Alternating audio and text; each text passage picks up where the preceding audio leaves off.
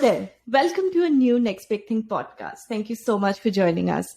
There is a very special guest on the show today, one of my personal favorites. She has starred in several extraordinary films and television series such as Black Mirror, Doctor Who, Christmas Eve, Legacy, and so many others.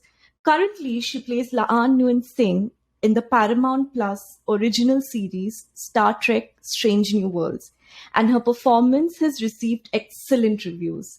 Please welcome to the show an incredibly talented actress, Christina Chong.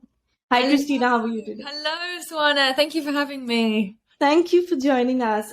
And may I offer you the Vulcan salute? Yes. Live long and prosper. Yeah, great. Thank you. Christina, we want to know everything about you. How did Hollywood happen to you? Well, to be honest, that was never the original dream. The original dream was musical theatre. I started off as a dancer and then because of injury and one thing and another, I thought, well, I wanted to be the lead in the musicals. You know, you're not paid as much as ensemble. You have to turn up extra hours beforehand to warm up. And I thought, no, I want to be the lead, but how? It's going to take me a long time to get to play the lead. So how about I go into TV, build up a profile and film, and then come back when I built up my profile, and then maybe I'll be able to play the lead. So it was never the dream to be an actor in TV and film. It just kind of happened. And then once I was in, I was like, oh no, I love this. I love the subtleties of screen acting. And so with a lot of persistence and not giving up. And I think that's the key, right? People sometimes ask, what do you think the key is to getting to where you are today? And I would say that it's not giving up. If you keep coming back, it's how many times you get rejected, but how many times you come back from that rejection. I've had my fair share of rejection. So it's about, staying in the game. And one day they've got to give you the role. So... So, what was it like transitioning from theatre to TV and film? For me, it was about learning to bring everything in and work where I studied in the UK anyway, musical theatre. It was about the outside. If it happens on the outside, then you'll feel it. Whereas for screen acting, and there are some screen actors who work that way as well, but for me, it was about learning to feel from the inside, and then whatever the characteristics, movements, speech pattern comes from how you're feeling in that moment, and if it feels real to you, then it's going to feel real to the audience. So it was about learning to be real in front of a camera. Because the audience is one thing, you can't really see them on the stage. Cameras right in your face, and it's learning to deal with all the technicalities, hitting your mark, all those things that in theatre it's a lot easier, I think, in a way, because once you're in it, and you continue throughout the 2 hours, 3 hour performance, whereas for film and TV, you've got to be able to bring that same dialogue as if you've never said it before, maybe 20, 25 times in a row, and still keep that fire, that drive to drive through the scene. Right. So how did you navigate the Hollywood industry? Tell us about your experiences. Well, for me, my experience mostly was coming from, my father's Chinese, my mother's English. So a lot of it for me was understanding who I am, because, Hollywood for a long while before everything kind of is definitely obviously changing now, and especially throughout the pandemic. But it was, it felt like all the leads were white females, and I would be going up for the, token Asian girl or the token Chinese girl to be killed off first, to kind of have the minor storyline. And I struggled with that for a long time because I also didn't know who I was. I was half Chinese, half English. So if I didn't know where I was supposed to fit in the whole picture, how were they supposed to know? And because I didn't have anyone really to look up to in that sense, I didn't have anyone who was kind of like me. I wasn't fully Chinese. I wasn't fully English. So where I didn't have a path already walked for me. So a lot of it was about understanding that I just have to stand in my authenticity and just be me, and finding a team that believed in that enough to push the casting directors who were sending out breakdowns saying white, British, English Rose, da, da, da. And my agent at the time would question that and say, well, why is she English? Does she have to be English? Rose, does she have to be white? Does she have to have blonde hair? And it made them think. And he would push to get me in those rooms to show that I could also do that. So it was about finding the right team, understanding who I was, and going when I'm auditioning, standing in that, and perseverance, not giving up, learning to be an actor when you're not acting, which is huge. I think a lot of people give up because it's very hard to believe you're an actor when you're not acting. And there's always that worry of what's coming next, what's the next job, and you see your peers there doing the things that you wanted to do. And it's very hard to remain centered. And I think the right jobs and the right things happen, good things happen to you when you're feeling good and calm and strong and confident. So a lot of my journey of navigating Hollywood was about navigating myself and understanding how to be authentically me no matter what. And that still is with me today. And I want to continue, hopefully, to do that. And then I think if you're you are unique and individual. Whereas if you try to emulate somebody else, if you try to capture, let's say, I don't know, Nicole Kidman's performance or energy, well, then you're not really you. If your performance comes from a true place within you, no one else can, there's no competition because nobody else can do that. So my answer essentially is being authentically me and learning who that was throughout the process. Right. That's very inspiring. Christina, people who enter the TV industry are always predisposed to think that things will go a certain way. Did any of your perceptions come true, or have your perspectives changed? I mean, with regard to exactly what do you mean with regards to roles or? To roles, the industry in general. I mean, it's very hard again to deal with that because, you have to stay strong in your mentality and believe that things will go your way and will go the way that you want them to. But at the same time, it's like walking on a tightrope. You have to believe that it's going to go your way. But at the same time, you have to be okay with it not going your way in order for it to go your way, which sounds contradictory. But it's that whole thing of letting go, right? Surrendering, letting go. What will be, will be. And for example, this role, La'an Noonien-Singh, Star Trek, it was the beginning of 2021. There was still a pandemic in the UK and lockdowns, or quarantine. I think we were all still quarantined at that point. And I wasn't expecting an audition to come in because I thought, well, it's January 4th or whatever. Nobody's going to be in the office. I was still eating, Christmas chocolate and things and not really thinking about work. The audition came in. I was like, and I didn't know what it was. And I was like, oh, well, I'll just tape it, whatever. And so I didn't put too much pressure on it. Taped it.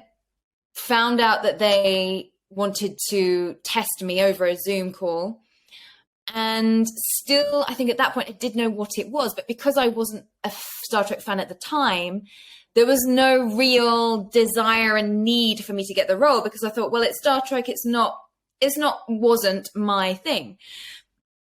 So when I did get the role and offered the role, or when we were going in to test for the role, I was like, yeah, if I get it, great. If I don't, that's cool too.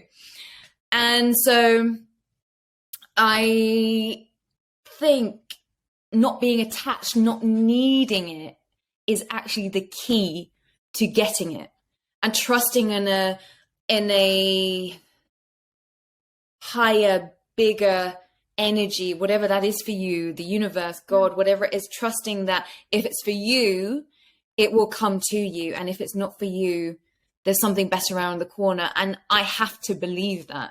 Otherwise you can go insane, thinking, what did I do wrong? What was it? What could I have done better? So letting things come and trusting that they will come at the right time. And I 100% believe, like, now having played La'an for 2 seasons, I genuinely think that role was meant for me. Indeed. Yes, absolutely. I agree with you. Christina, what has really changed for you? I mean, from Johnny English Reborn in 2011 to Star Trek now in 2022, what's that thing that has changed for you? I feel like a very different person from back then. And I think the hustle to get where I am today has made me more grounded and humble, because I've been in projects where I thought, oh, this is going to be the next big thing, and it wasn't, or very close to roles. And I think there was one period of my life where, I think it was 2017, one period of my life where I had 4 or 3 auditions, but they were screen tests, really intense pressure situations for 3 big projects, and all in a row. And the following 3 weeks, I was told, no, no, no.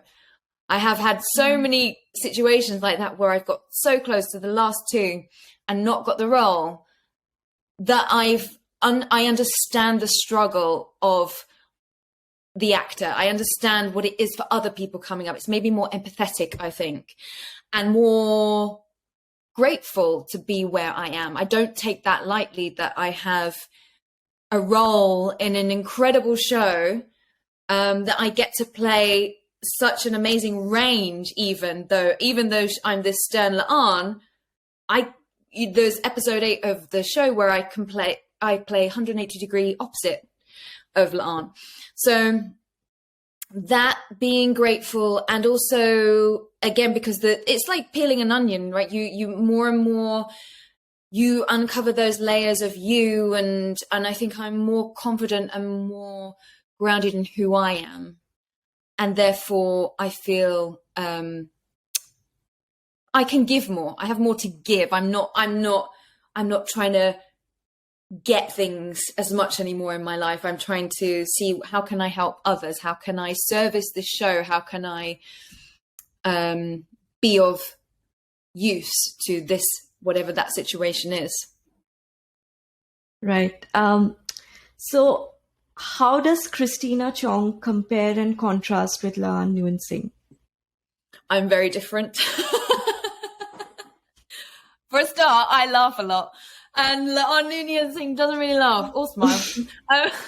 But the similarities are the emotional core, I would say. I use my deep, vulnerable traumas, things that I've been through, I put them into La'an. And so those traumas that you see La'an going through are my traumas. But they're ones that I have learned to live with. But you can, even though you learn to live with them, you can still, it's very useful to be able to access them as an actor. La'an is maybe you could say that, I do like order. I do like to know what I'm doing, and do like to kind of, I do like to, my family always used to say I'm very bossy, but I think it's more that I like to delegate to other people. I'm quite a good delegator, I think. So I will, order other people to do things, but in a very kind of practical way. So I'm very practical, I guess, like La'an. And yeah, I'm a good fighter as well. I have that fight within me physically and emotionally.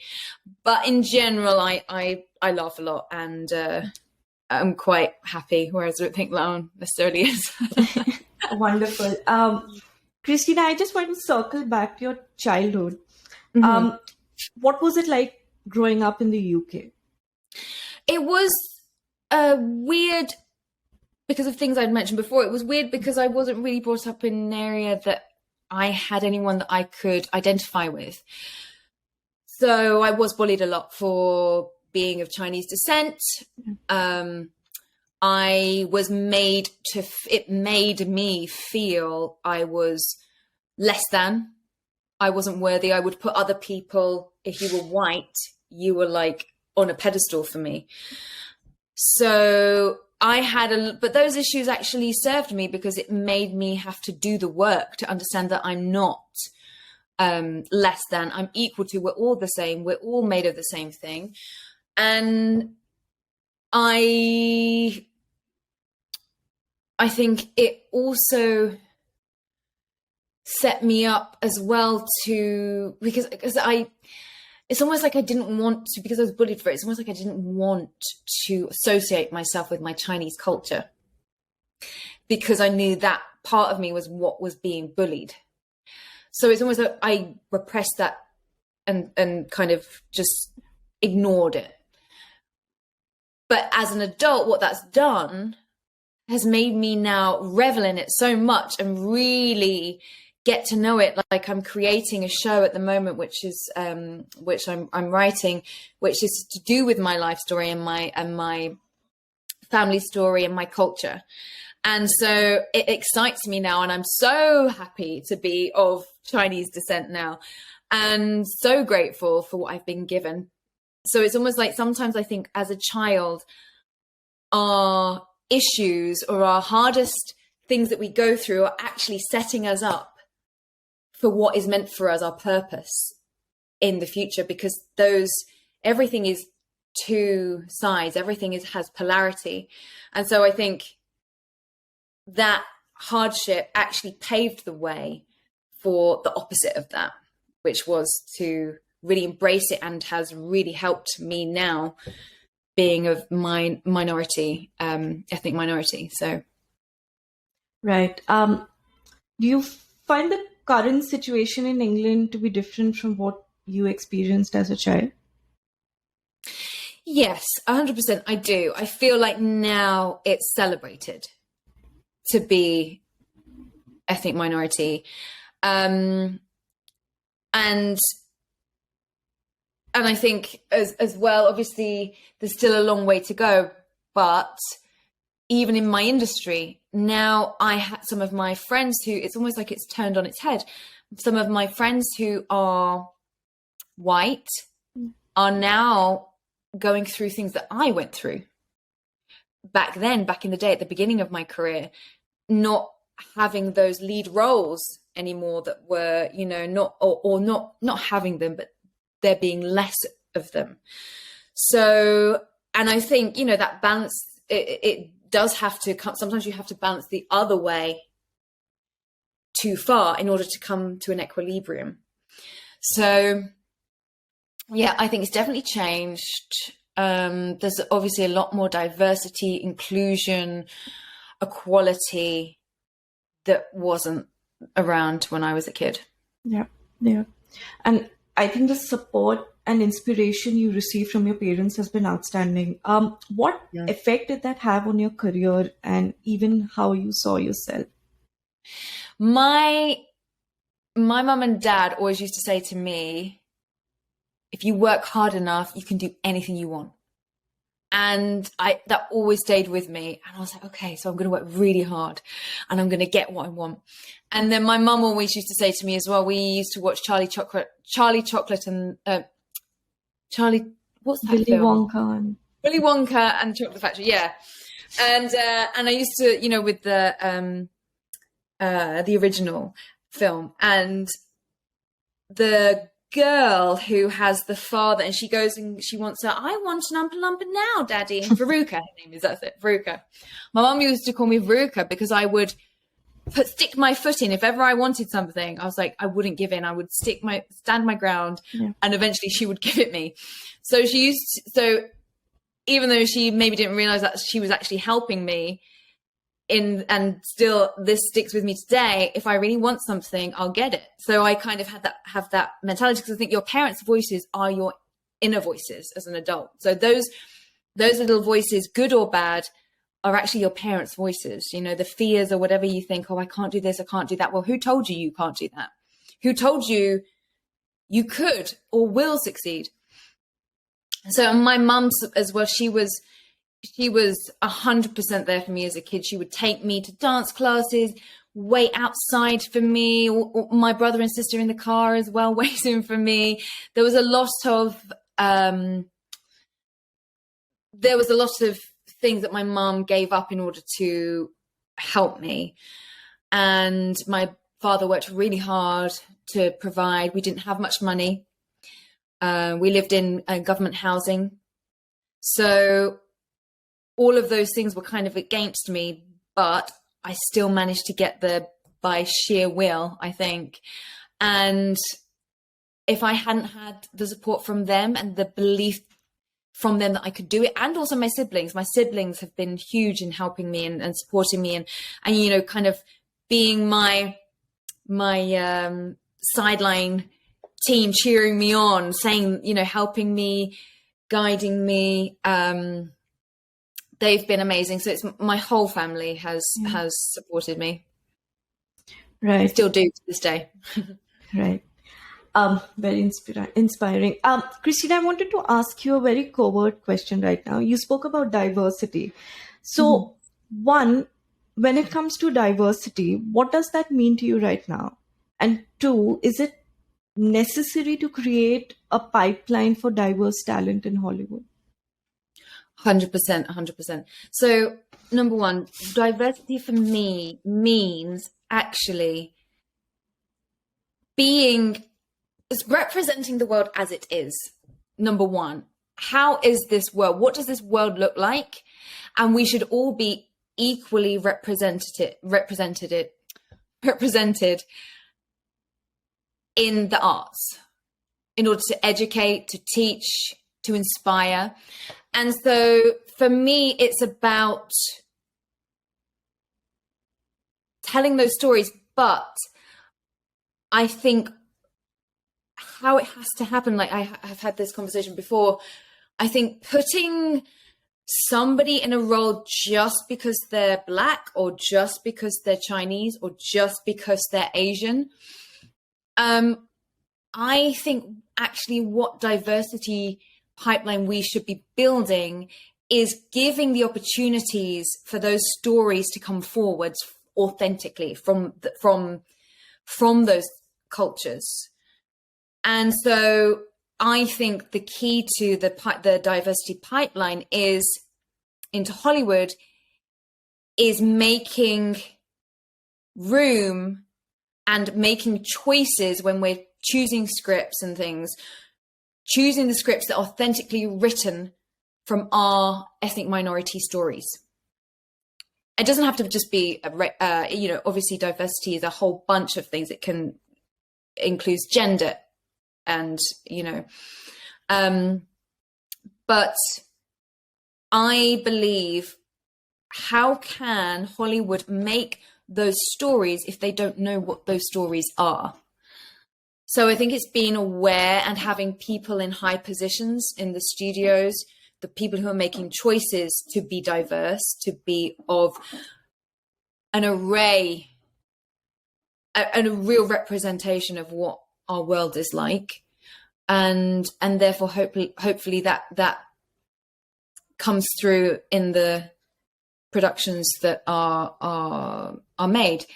So yes, a diversity pipeline, but it has to be authentic. I don't think it's about just putting somebody in a role just because they are. I mean, maybe it's a part of it, maybe that has to happen, but then we're not actually telling our stories. And everyone has a story. Everyone's story is important. Right. Excellent. Christina, you're on social media. So as an actor, what is the amount of feedback that actors would want on social media, specifically from their fans? I mean, that's an interesting question. The amount of feedback that I would like. I mean, I do read most of them. It's just that, especially when you're filming or busy, it's very hard to reply back to everything. But I love the feedback. But then when you're open to feedback, you also have to be open to the negative feedback, right? It's not just the good, it's the bad also. So I'm not going to stand here and say I don't like feedback. Of course I do. I love it and love as much of it as I can get. All the good stuff, love it. But then the bad stuff, I don't know. I mean, is it necessary? I just think as well, if you've got something nice, if you haven't got something nice to say, don't say it at all. But then I respect people's opinions. So if you really feel like you need to say it, something that isn't necessarily positive. But I do enjoy the feedback, and it's really amazing with the Star Trek fans because that they've been so welcoming and so excited about the show. So that's really nice. And the artwork, I love the artwork. I love getting artwork. It makes me very happy. Yeah. So yeah, I do love it. Just more of the good than the bad, please. I mean, that has happened that that hardly had any bad feedback, but I do love it. Right.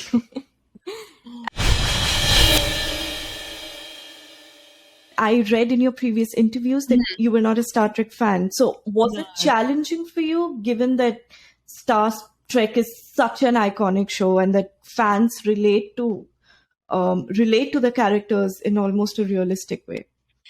Yes. No, it wasn't, because I didn't have that pressure of number one, knowing that about that it was so, because I came into it so quickly. I didn't even think about that. I just had to get on and do the work. And I think it helped that I wasn't a fan to begin with. I mean, I am now, obviously, but it helped that I wasn't to begin with because there was no pressure. I didn't feel that pressure of the fandom and of the canon and all of those things because I didn't know. It was only during it that I was slowly and only really since the show came out and was a hit that I fully understood that. And I think even there's more. I'm going to San Diego in next week for the Comic-Con. So I'm sure even then, there will be another level to experience the fans in person, which I'm really excited about. But I didn't feel that, no, because I also had the pleasure of not playing a legacy character. Although I am related to La'an Noonien-Singh, there was I could bring what I wanted to bring to it within the realms of the script and character description. So for me, I was quite lucky, I think, not to have that pressure on me.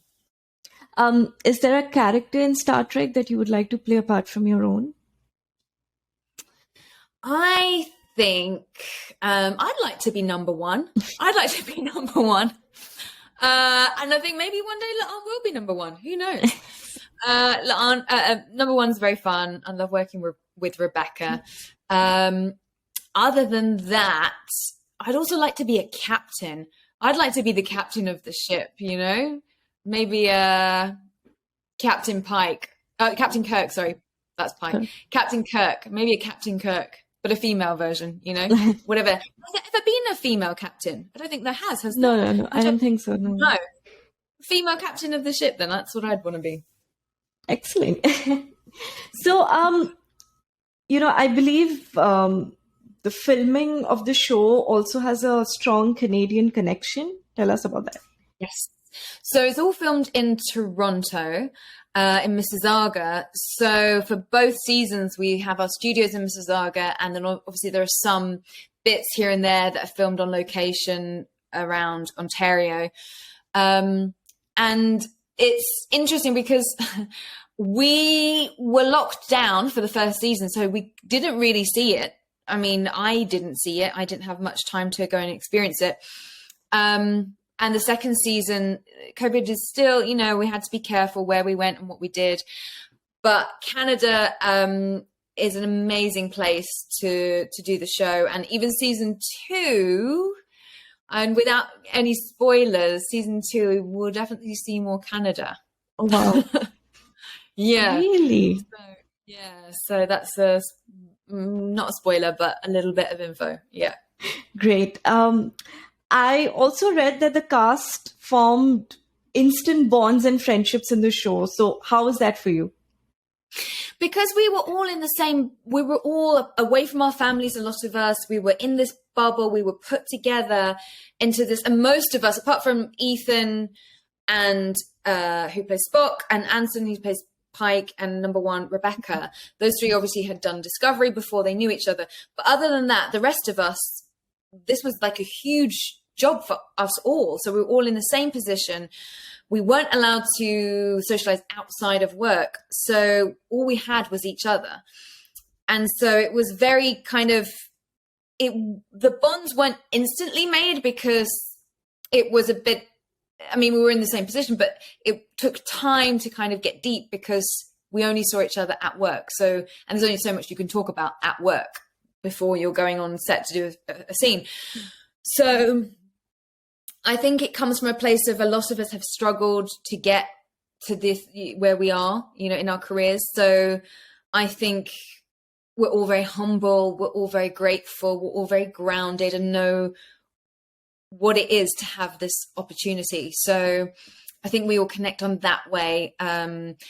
Everyone's super nice and lovely, and we all treat everyone equally, and we all treat everyone we work with. There's 300 people that we're working with on set. So it's like we see it all as a team effort. We're all we're all working together. So there's no, even with Anson, he's, the lead of the show, but he makes us feel like we're all equally important. It's like an ensemble, a huge ensemble. Right. Christina, the amount of work that you've done is exemplary. I mean, one particular character that you played has a special place in your life.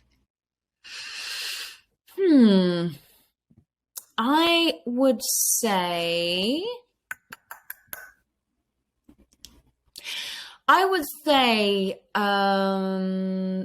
the most, other than Star Trek, obviously, I would say the one that I really got to feel like I was giving my all artistically and freely would be a TV show I did, a family drama called Heirs of the Night, which I did in 2018, I think it was. It was before the pandemic.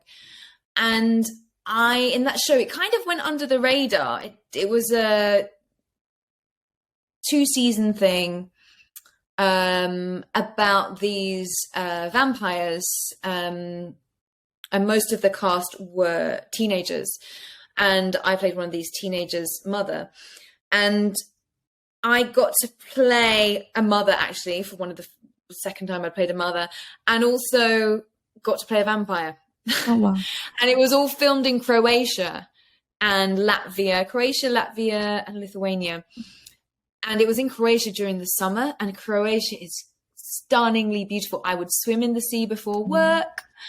I would, and get to play these really animalistic vampire creature thing, as well as this kind of heartfelt mother. So it was, and I was a fighter again.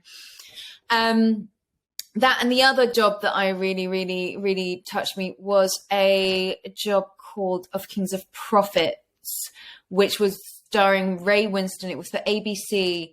Kind of went under the radar as well. Sometimes the jobs that you really enjoy the most are the ones that like are completely don't get seen. Or this one, I think 3 episodes went on air on ABC, and then they cut the show because they weren't getting enough viewers. And there's something to do with advertising. If you don't get enough viewers, then they you know, it's cheaper for them to put something like Shark Tank on instead of the show. And we were up against the American Crime Story, which was incredible. So, but I got to play Rizpa, a concubine, and it was 10 episodes, I think, and it was filmed in South Africa. Sometimes the reason I love a job isn't necessarily the character, it's the whole experience, the people. I got to, you know, walk with lions. I got to hug a zebra. South Africa is an incredible country, and the experiences and the people I met and the nature, going on safari. Yeah, it was an amazing experience. Great. So when it comes to new projects, what do you look for? That has changed over the years. So I think originally I just wanted any job that you'll give me. I'll be like, yep, I'll do it. You know, you start small. And then the aim was always a regular in a TV show, in an American TV show. And I was a guest star in a show. My first American TV show was Dominion. I was a guest star or recurring. And then I was straight after that. They were both filmed in South Africa, actually. And the show after that was of Kings and Prophets, which was recurring, but then with a contract to become a regular for season 2, which never happened. And so Star Trek is my first regular in a US TV show. So that's fulfilled a goal now. But now I am looking more for roles. It doesn't necessarily matter what it is. It's for roles that I feel that I can inspire other people with. So it's something that touches me. And I always love to play my characters from a place of, yes, they're going through all of this bad stuff and tragedy and all of that stuff, and they've got loads of obstacles in their way. But I like to play it from, yes, this is happening, but I'm going to win anyway. I'm going to win over these obstacles and go through and over the adversity. Because I think we get complaining and, you know, people telling you about their bad days. We get that for free every day. So I want to play characters that are inspiring and people can watch that and say, wow, if she can do it, I can do it. If she can go through that, I can do it, because they'll understand on some emotional level. Some people will connect to it, some people won't. But I think it's about characters that inspire ultimately, and whatever genre that comes in or format, that's, you know, open. Absolutely. Are you a believer in divine intervention, and how important is faith to your work and life? Wow, I love that question. So I believe that, and this has changed also over the years as well, but now I'm a firm believer that we all have this divine path we are supposed to walk. But I think it's how you walk that path. That is up to you. How you walk that path is up to you. But I do believe we were all born with a certain key experiences that we were supposed to have, and purposes that we're supposed to do. And so now I try to live my life with that energy of allowing. So rather than using willpower and action from a place of needing to get there, I meditate every day. I do practices to kind of calm myself. I now trust that the right thing will come to me at the right time, and allow things to unfold naturally. And if I'm supposed to do it, I'll do the job. I had a period not that long ago, probably, I used to have them regularly, before I fully understood and held that concept in my stomach. I would go like every month, every 2 months, and have a crisis of like, what am I doing with my life? Why am I not where I want to be? All those things. And I was making myself ill with it. I was getting anxious. So one day I ended up in A&E because I had pain in my whole body for 24 hours. And I thought I was dying. And my mom was like, you need to go to A&E. You need to go. Went to A&E. They did all the tests and there was nothing wrong with me. They said it's anxiety. And I was like, are you kidding me? I'm doing this to myself. I'm making myself ill. So I knew something had to change. So I then, there's a book that really helped me. A few things. I have a life coach as well and, work with the law of attraction and things like that. But there's a book I read, A Science of Health by Mary Eddy Baker, which is, I'm not religious in the typical sense. I'm spiritual. But this particular book, although it's based on Christianity and the Bible, if you take those things or elements away from it, there's some real core concepts that are very inspiring and grounding.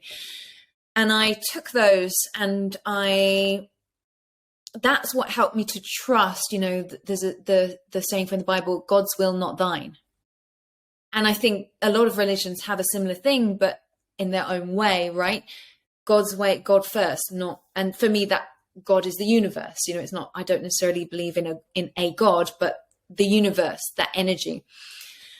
And so, whenever I'm feeling stressed, or sometimes I can still get caught up in that, and I just remind myself, no, let it come, and it will come at the right time, in the right way, with the right person.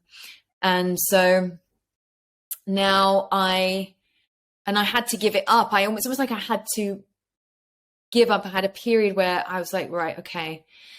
Once I understood that concept, I was like, okay, I need to give up this acting career because it's not happening in the way I want it to. I need to give it up. And if the universe wants me to be something else, if the universe wants me to be a teacher, if the universe wants me to be this, I had to be open to that. And I went through like a grief period. I was like, okay, maybe I'm not meant to be an actor. Maybe I'm not meant to be an actor. And, I cried about it. I was letting it go. And then I was like, you show me. I said to the universe, you show me what I'm supposed to do. Show me. And then suddenly this thing popped in and it was, you have to write your story. You have to write your story.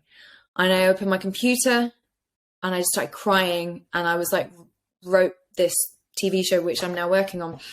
And from there, once I'd been guided to that, things started to come a lot more easily. I was open, I trust that things that come to me are meant for me. And if they're not meant for me, if it's a test or whatever, then I'll feel it in my gut.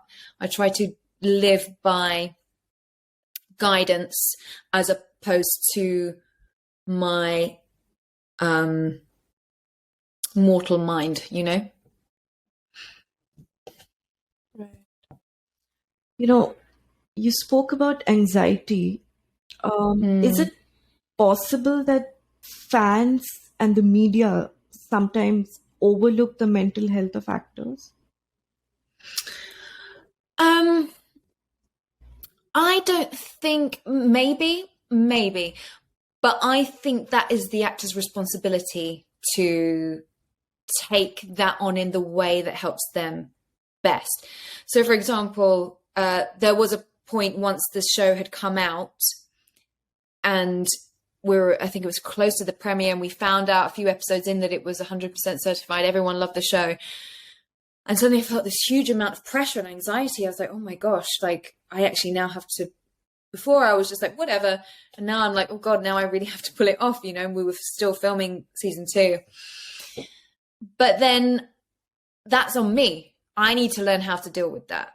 We can't go around controlling, asking people to do things in order to make us feel better. It all comes from within, I think. And if they do overlook it, then, and it's affecting the actor, then it's the actor's responsibility, I think, to either come off social media or not read the comments or take them with a pinch of salt, which is easier said than done. But I think the fans, they should be free speech. Everyone should be free to say what they want to say. And then you choose as the performer how to deal with that. Right. Are there any particular role models you look up to? I this is quite random, but the person that just came to my head, so I'm going to say it, is J-Lo, because she is, and that's what I want from my career. I want to do a bit of everything. You know, I don't just want to be an actor. I want to write, I want to direct, I want to produce, I want to have my own singing career as well. I want to, you know, there's lots of things that I want to do in this lifetime. And she's one of the people who I think has navigated that really well. Another person would be Madonna. I worked with Madonna in a few years ago on her first movie that she wrote and directed. And I watched the halftime on Netflix, the J-Lo documentary, and I was like, wow, she still feels like she's not good enough, you know? And I was like, whoa, okay, so it never ends. It probably gets harder even. And then there's also the Meryl Streep, if we're talking pure acting. Yeah, I think I like to think that I could possibly do all, you know, art for me and all the different forms of it. I want to explore it all. Right. Christina, as I approach the end of this interview, my question to you is, what is your definition of success?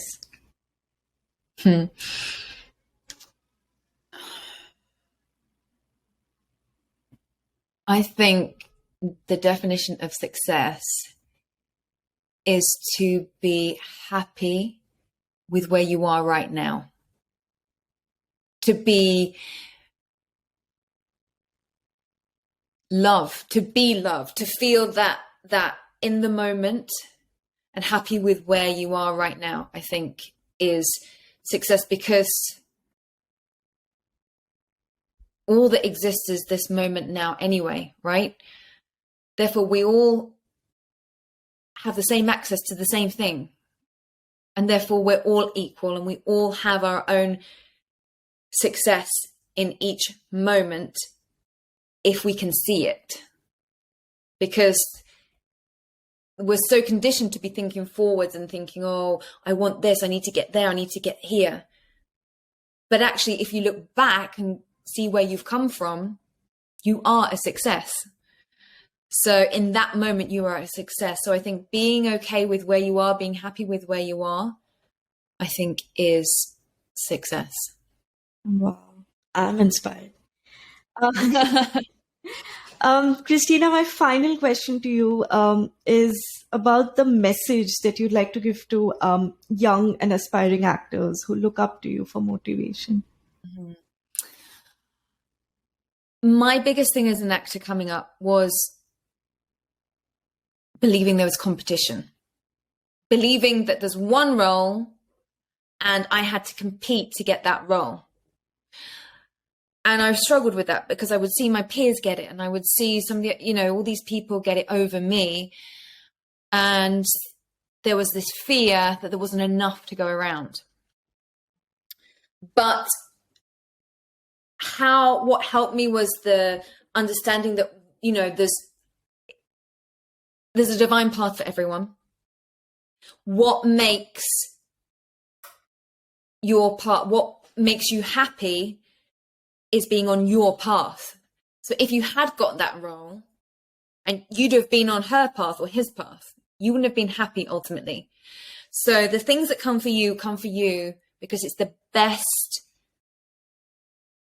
thing for you at that time and for what will come. And when I look back in my career, I think, oh, right, I had to not get that because of this. Like those 3 jobs I told you about, Hawaii Five-0, regular in Hawaii Five-0, lead in a shark movie, I can't remember the name of it, and Ant-Man and the Wasp, the Marvel movie. Oh.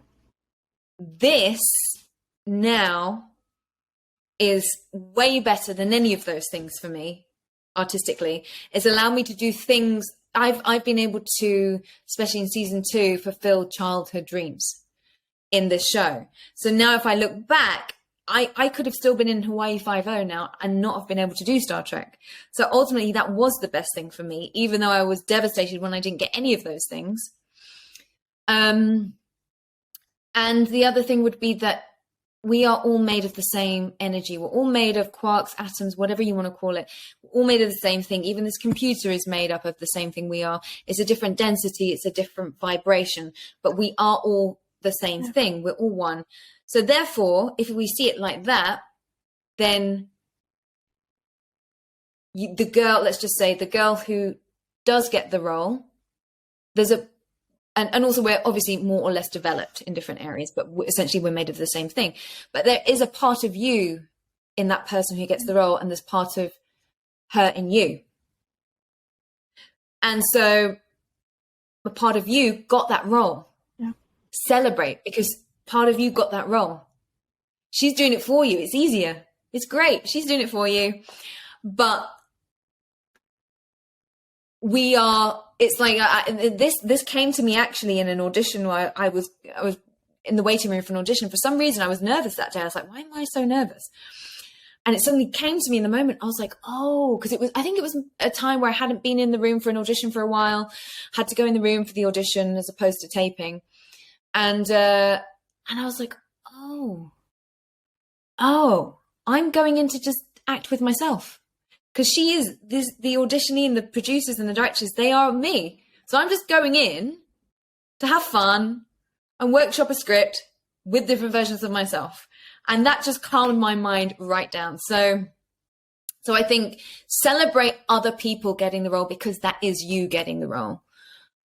And trust that if you don't get that role, it's because that wouldn't have made you happy. That wouldn't have led you to your ultimate divine destination. And what is on your path, even if it's no work for a year, that is going to be character building for you. And you're going to need those lessons for the role that is ultimately going to come to you in the future. Well, thank you. Thank you for this. I needed this too. Thank you, Christina. Thank you for joining us, and all the best. And I hope you come back and talk to us again. For sure. Thank you, Swana. Thank you so much. Thank you for listening to our conversation. Today I've been speaking with Christina Chong. My name is Swana for Next Big